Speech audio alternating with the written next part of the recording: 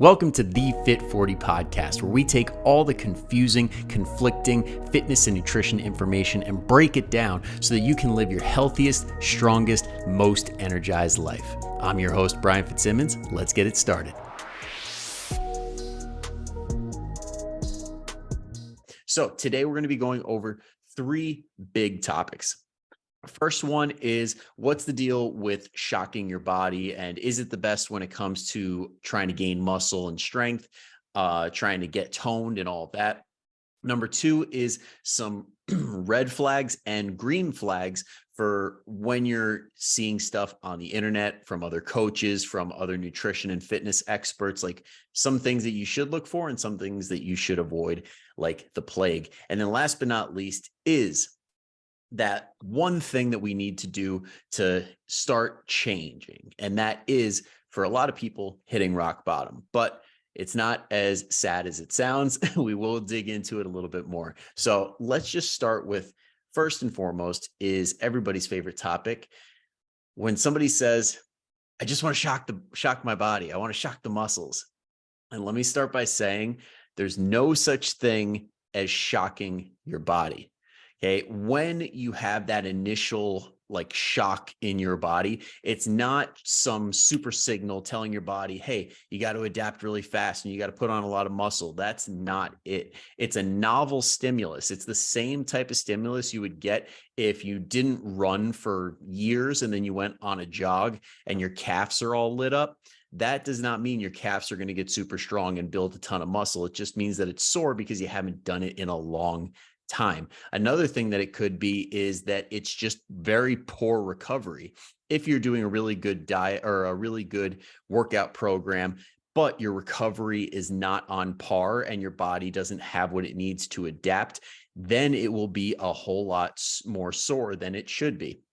And last but not least, it could be bad programming. So if you're doing way too much volume, if you're doing way too many sets, way too many reps with way too much weight, then no wonder your body's just going to be wrecked. And unfortunately, what this method usually leads to is one, subpar results, two, possibly injury, and three, it really wrecks your hormones from a physiological standpoint, because it really just puts you in a place where your body is constantly stressed and you feel like shit. So we don't want to be chasing the shocking your body. We really want to be going after trying to program in a way that accounts for your individual level of recovery. So if you're a mom who barely sleeps because their kids wake them up 10 times a night, who doesn't even have enough time to cook themselves dinner, they're always getting stuff on the go, and your nutrition, your hydration, your sleep is not in a good place,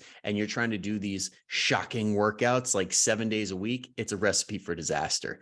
But if you do everything correctly and you give yourself the right amount of work and you do all the right things, then you'll actually notice that your body doesn't feel shocked. And that's usually a good thing, because it means that you're recovering properly, you're gaining muscle, you're gaining bone mineral density and all that other good stuff. Because one of the best indicators of muscle growth is doing the exact same workout and it feeling easier. So you're using the exact same weights, the exact same sets and reps, and compared to day one, when you're now on like week 2, week 3, it's starting to get easier. That means your body's adapting, and that is a good thing. But that's my 2 cents on that. What do you think, Jillian? What's your personal experience with it?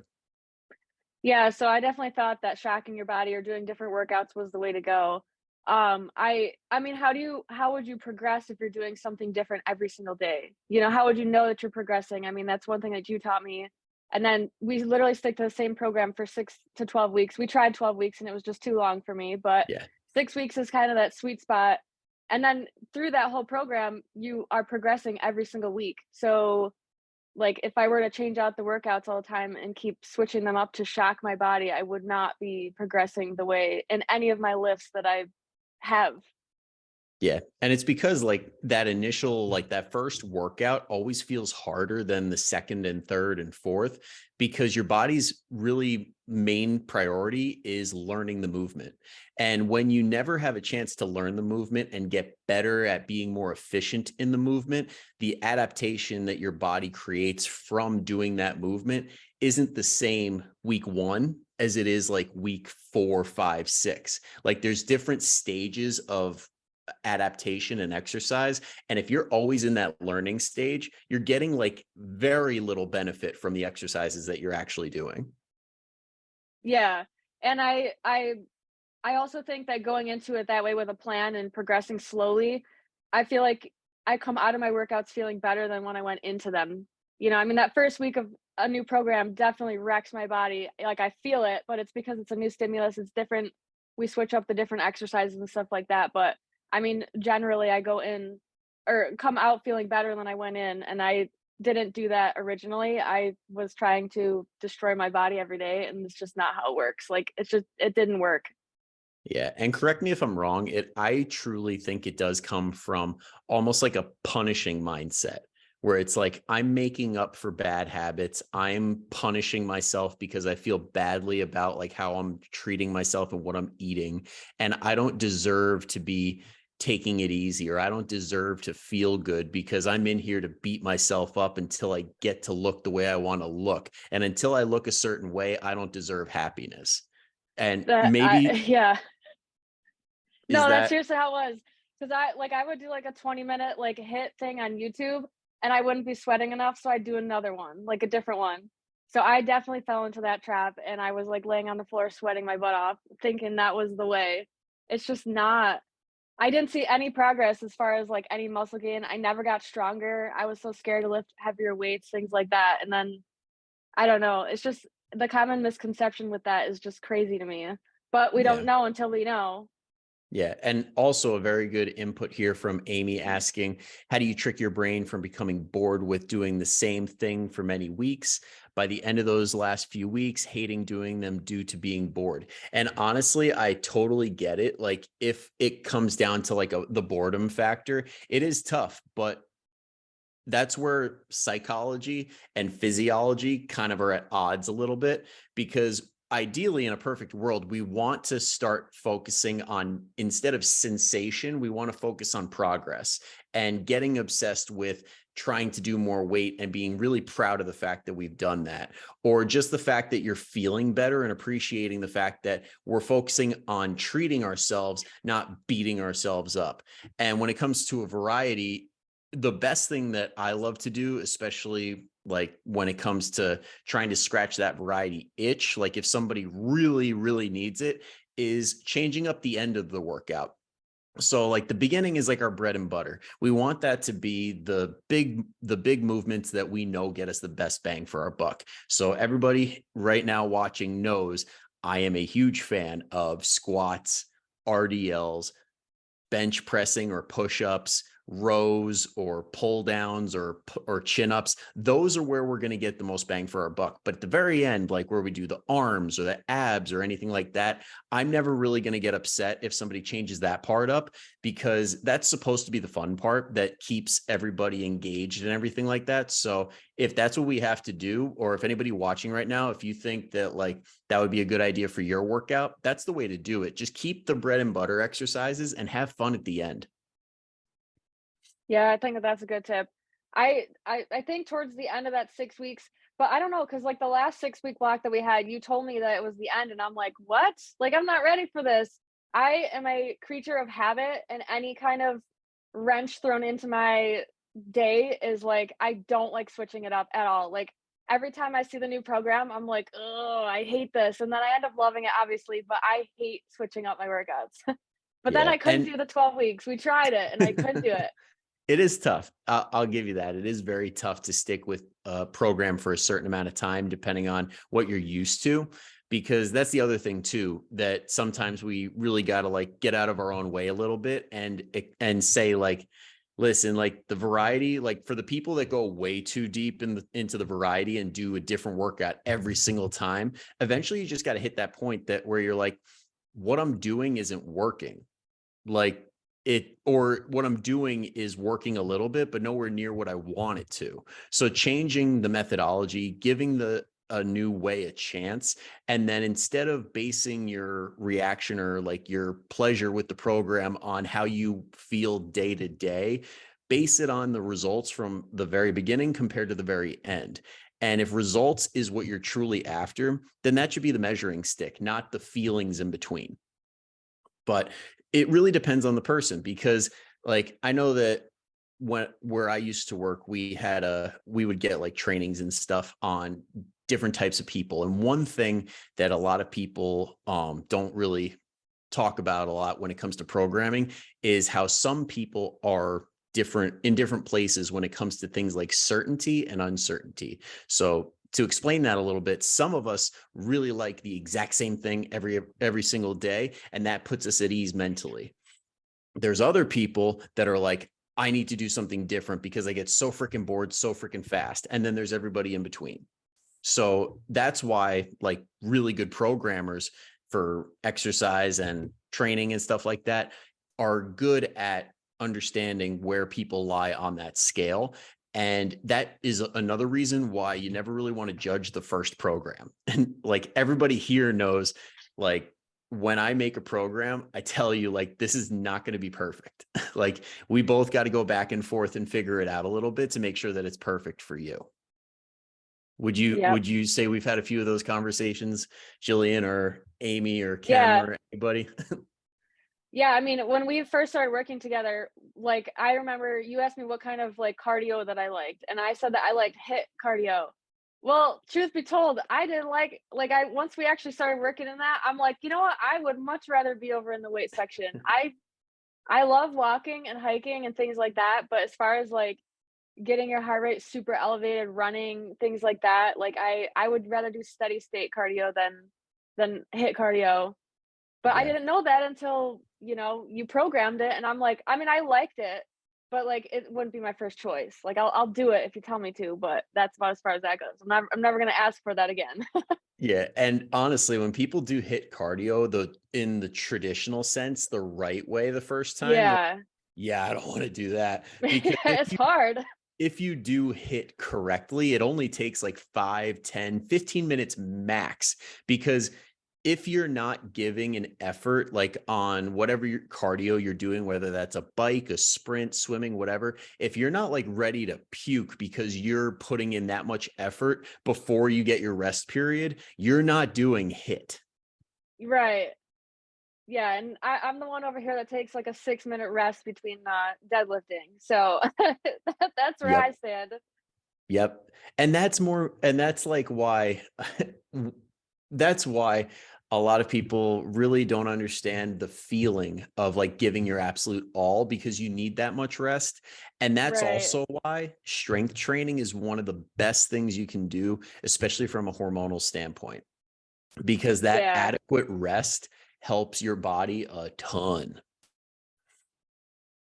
But yeah, I think we pretty much Yeah. nailed that. Let's move on, because I feel like we could definitely do 2 hours on this. I know, I know. How much time do you got? Well, we're 15 minutes in. Let's keep this rolling. Um, Alright, let's go. next is red and green flags for trainers. So basically, this next section is how to know if a coach or an influencer or some marketing tactic is completely full of shit or not. So there's a really good way that it was explained to me when I was at Raise the Bar down in Dallas, Texas this past February, from one of the best known celebrity trainers, Don Saldino. This guy trains Ryan Reynolds, Blake Lively, Hugh Jackman, like pretty much anybody that you've ever seen in any movie that was a lead, he's probably trained them. And he put it very, very well when he said, there's a difference between fluff and lies. Like everybody uses marketing fluff because otherwise people don't buy. So you could have the world's best program, the most scientifically sound thing in the world, but if you put on there hypertrophy conjugate, like systemized programming for the like whatever, like I'm bored just saying it. The average person does not buy something like that. Now, if you say sexy glutes by Summer, bang, all of a sudden everybody buys it. And that's just a marketing thing, because you do have to weigh the pros and cons of fluff and fact. Now, that is completely different than somebody saying like 10-minute abs, because that's insinuating that you're going to get abs in 10 minutes. Or when you hear the V shred guy say you need this specific type of diet for your specific body type, or a blood type diet, or something in the realm of like hormones, are another good one, like a hormonal reset diet. Like that is just a straight up lie, because there's nothing from a food standpoint that could fix your hormones to that degree if your hormones are actually truly imbalanced. So you really want to understand what's fluff, what's lies, and understand if they're trying to confuse you to sell something or just to get you excited about it. All right. And the other thing is, like, when you see somebody say, oh, this is something that your doctor or the government or like whatever doesn't want you to know, only I know it. Like, that's a big, big red flag. Or these stupid, sexy exercises that you are the only part of their programming, like those combination exercises are the entire program. That's a very big red flag that the person doesn't know what they're doing. They probably don't have any certifications at all and don't understand the concepts that surround training, the principles that get you the results. Now, on the flip side, some green lights are people that provide context, people that provide nuance. And when you see simpler approaches, so if you see somebody that says like, this is a very simple standard program, that's probably a good sign. And even though they're not the best marketer in the world, if they're saying this is like a no BS, very simplified program, it's probably very good. Or with nutrition, somebody that says this is like the bare minimum that you need to know, or like that gives you a lot of background information, gives you a lot of context, and says, in this situation, for this type of person, for this exact protocol, you can expect this to happen. Those are very good things to look for. And that's what, like, I personally try to do on this page as much as I possibly can. So those are just some like general guidelines. I'm curious, Jillian, is there anything that you've seen that like you are like, wow, the BS meter is flying through the roof, or like, or you've seen somebody that you know is really smart and you're just like, God, they're not really exciting me on anything that they're doing. Yeah, I think the one thing is, that I can that I've seen personally is, like, people who have a product that they're trying to sell. Like, you can't get these results without this product. It could be a supplement, it could be a diet plan, which only registered dietitians are technically allowed to prescribe actual, like, this is the meal A, B, and C that you're eating, not the macros, not the calories. It's like a specific diet plan. Because Yep. and okay, if they say that they do prescribe that and they legally can, are they telling you why you have to eat that, or how you can still enjoy foods in your daily life without them? Or are they making you dependent on their program and their specific supplements or whatever they're selling? That's what I see the most. And unfortunately, sticking to the basics, the tried and true, is not pretty. It's the same thing every single day, and that doesn't sell. People want the 2-day glute builder workout because that's what sells. But sticking to the basics is really the way. And I see people duped a lot with the supplements and the diet plans, and you can only eat this, you can only eat that, you can't eat that, this is bad, and it's not sustainable long term. It's just not. Yeah. And honestly, the more dietitians that I talk to, and like anybody in the nutrition space, like nutritionists, anybody that gives you an actual like concrete meal plan and says, this is it, you can't go off of it, is like 20 years behind, because clearly meal plans do not work. We've seen it over and over and over again. They've done studies on this. Like, the only thing that leads to people actually losing weight for the long term is diet strategies. When you learn principles instead of just sticking to like a concrete, very rigid program, where if you don't follow it to a T, you're off the plan. And when you're off the plan, it's your fault. Yep. Yep. Yeah, and I think that's why a lot of people, quote unquote, fall off the wagon, because they think that, well, I didn't stick to exactly what I was supposed to be doing. not allowing for any freedom in any other way, and it just doesn't. I mean, like, on Easter, I ate pie, I had all the mashed potatoes, I had everything that I wanted, but I didn't fall off the plan because that's part of my plan. If it doesn't include those things, then not good. Yeah. And honestly, you could have even made a case back in the day, like for bodybuilders or CrossFitters or powerlifters. And let me just tell you that like really knowledgeable coaches, they don't make you eat specific foods unless they're like those older coaches that have been doing this for like 20, 30 years. And they're like, well, so-and-so won using this or whatever. Like I got to 6% body fat sticking to macros. Like my coach said, you have this much protein, this many carbs, this much fat, eat whatever, like basically whatever you want. And let's get like some fruit and veggies in there and you're pretty much good to go. And that allowed me to eat a ton of different stuff. I was eating freaking Skittles, like bacon, eggs, like a bunch of different stuff. And that's just like proof that you don't need to be very rigid when it comes to certain things like that. And if somebody's trying to make you feel like you need to, then they really don't know what they're talking about, or they're trying to dupe you.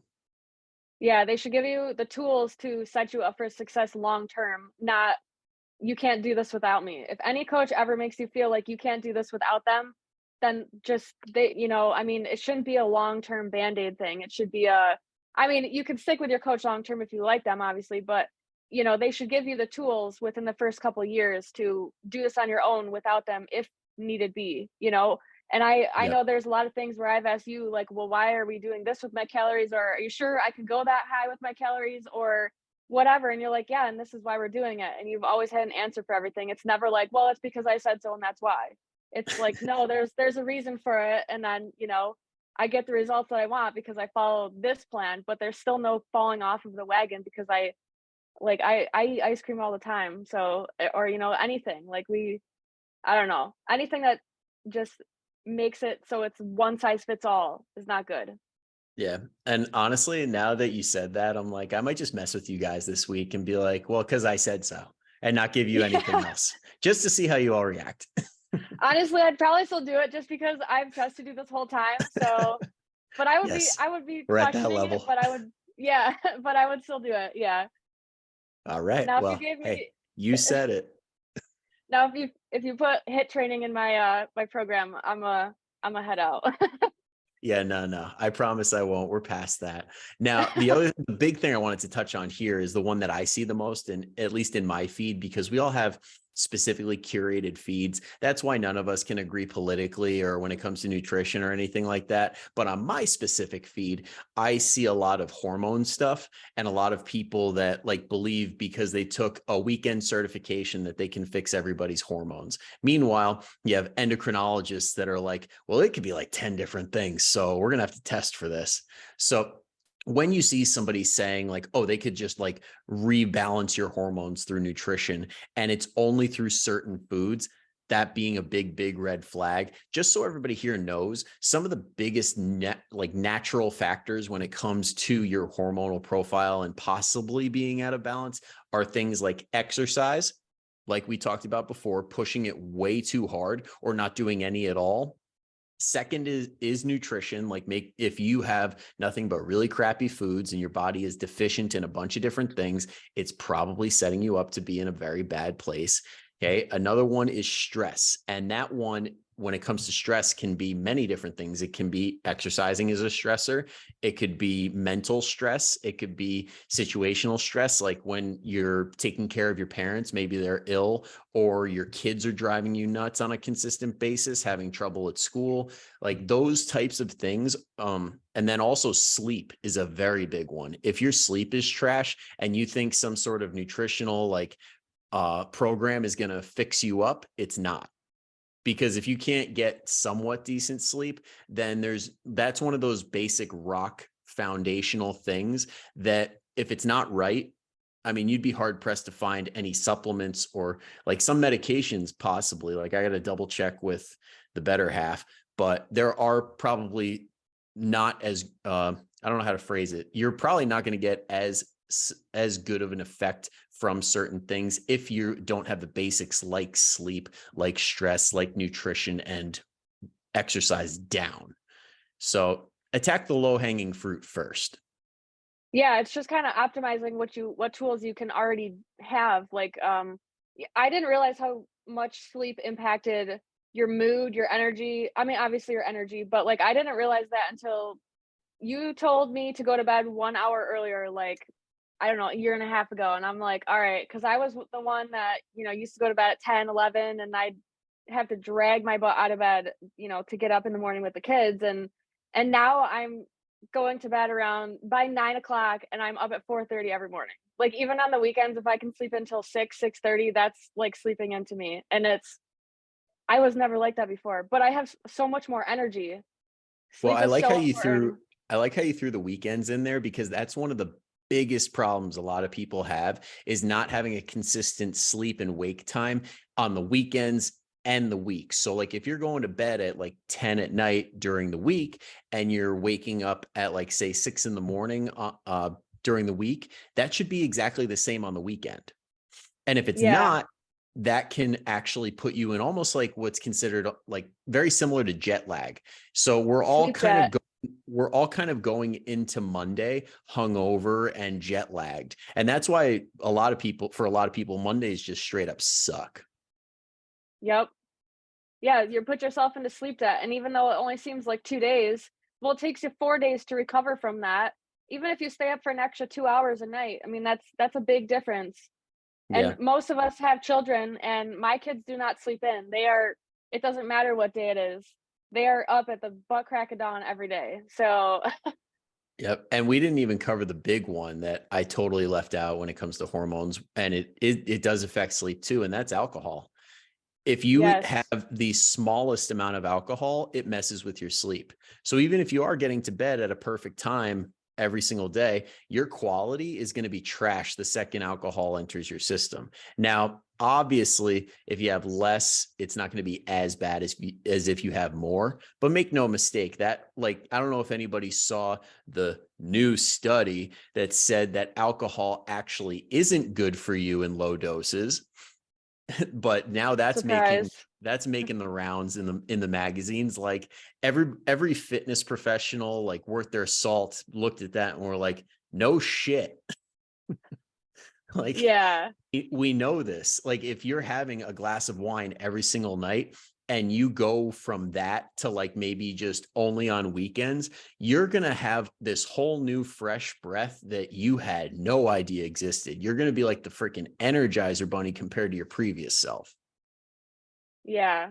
Well, I mean, they used to tell, like, my mom used to say that a glass of wine a day was healthy for her. I mean, times are changing. Well, the idea behind that was I am 100% gonna mess up the pronunciation, but the resveratrol, like I total I'm giving up on it immediately. But I do know that the dosage that you would actually need to get the health benefits, you would need to drink an absurd amount of wine to get enough because in wine, there really isn't that many healthy benefits that as far as dosage is concerned. Are the right ingredients in there? Absolutely. But when it comes to any ingredient, whether you're saying it's good, whether you're saying it's bad, it all comes down to the dosage. And if it's not right, then it's not right. Yeah, I know that argument used to be the antioxidants or whatever, but like, That too. eat some blueberries. I don't know. Yeah, Come on. you're better off eating the grapes rather than drinking them. Right, right. But yeah, Yeah, I don't know how to pronounce that word. Dawn just wrote it. I don't know how to say that. Reserve. resveratrol. Thank you, Dawn. I appreciate that. But I've everybody never knows. heard that. Oh yeah, that's like one of the big ones that like they would pull out and say this is why you should drink it. But again, if the dosage isn't right, then it's not right because at Right. the end of the day, water is great for you, but you can still drown. Yep. All right. That's a good way to transition. Next is last but not least, like why most people have to hit rock bottom to finally change. Another one of the big things that I heard when I was at the conference this past weekend. I know I've heard it in the past, but they say the best things that you hear, like you don't need to learn more new things. It's just hearing the right things again and again so they get solidified in your brain. Because for a lot of people, To finally make that change, the pain of staying the same has to be worse than the pain of change. Because if you don't have something pushing you to make that change, you're not gonna. It's just not human. Why the hell would we want to change if we don't have to? Now, the problem with that is that a lot of people are on a path towards type 2 diabetes. They're on a path towards losing their independence, like not being able to run around with their kids.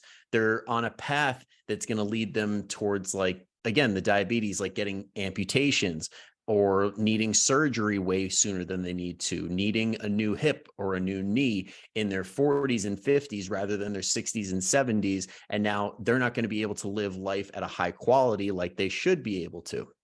So even though we're not feeling it right now, we can get ahead of it. But it really comes down to, like, what exactly we want to do for the rest of our lives. Do we want to keep continuing down the path that is leading us towards things that we don't want, or do we want to start making that change? And don't get me wrong, there will be some people that hear this or that have been doing it that are like, I see the writing on the wall and I don't want that.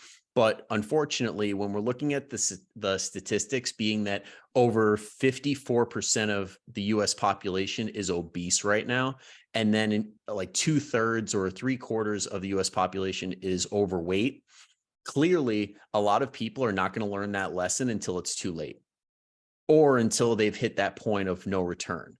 But luckily for some people, they will hit rock bottom at the right time. It just depends on what that thing is. And I know, Jillian, you mentioned to me you had a really good rock bottom moment that was like kicked your ass into gear and said, I need to change. Yeah, it was as simple as trying to put my socks on, and I was sitting on the edge of my bed, and my stomach was basically in the way, and I was out of breath by the time I had my second sock on my foot, and that was 2 years ago, and I wasn't even at my heaviest at that point. I was only around 200 pounds, where at my heaviest, I was easily 30, 40 pounds more than that. But I just realized that, both my parents have health issues, so I I just couldn't risk it. I couldn't keep up with my kids, and at that moment, I was like, something has got to change. And from that day forward, I told myself I am going to do everything I can every day to get to where I need to be healthy for my children. And that was just a very eye-opening moment. I was 29 years old and I couldn't put a sock on without getting out of breath. Like, come on. That was my Yeah. moment where I was embarrassed. It was not good. Yeah.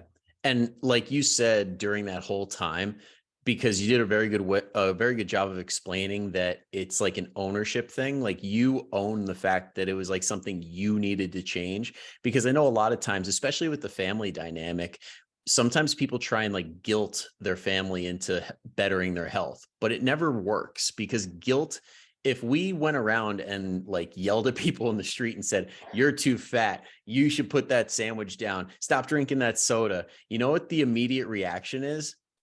Screw you, I'm going to do it. Yeah. Or they feel so horrible about themselves that they go home and double down. So Yeah. it really comes down to the individual doing it for themselves. Yeah, and I think you just have to be sick enough of your own shit to change. I mean, that's the bottom line, and nobody did it to me. I did it to myself. Nobody could help me get out of that. I had to make the changes. So that was the day I got it in my head of where do I want to be and how do I get to that, how do I get one step closer to that every day? So my first thing was just walking more. I just went for like a 30-minute walk with my dogs every day. And that was my first step into changing into that. And the rest is history, really. Exactly. And one of the biggest things that you accomplished, and I know I see Kem commenting here too, because I know she accomplished this too, and many others in the group, like, you basically created a new identity for yourself.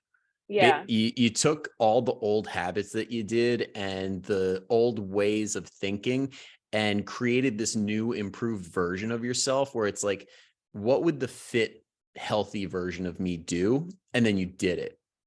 Right.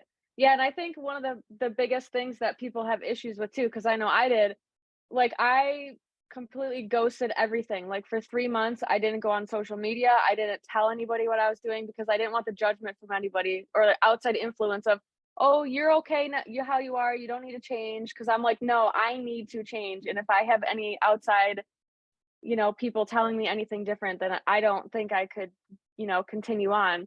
But I just I don't know, that day was just it was literally a life-changing day. And yeah, like Kem said, you wanna be here for your kids and your grandkids, that's my thing too. Because both of my parents are very, very sickly in their early 60s.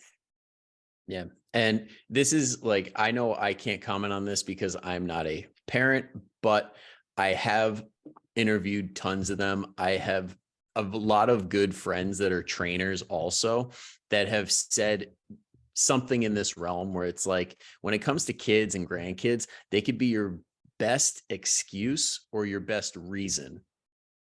Yes, I completely agree with that, and another thing too that I would like to add is that I also want my kids to see how what I didn't have growing up. I mean, we always had, like, home cooked meals, we didn't eat out a lot, things like that, but I never saw my parents exercise.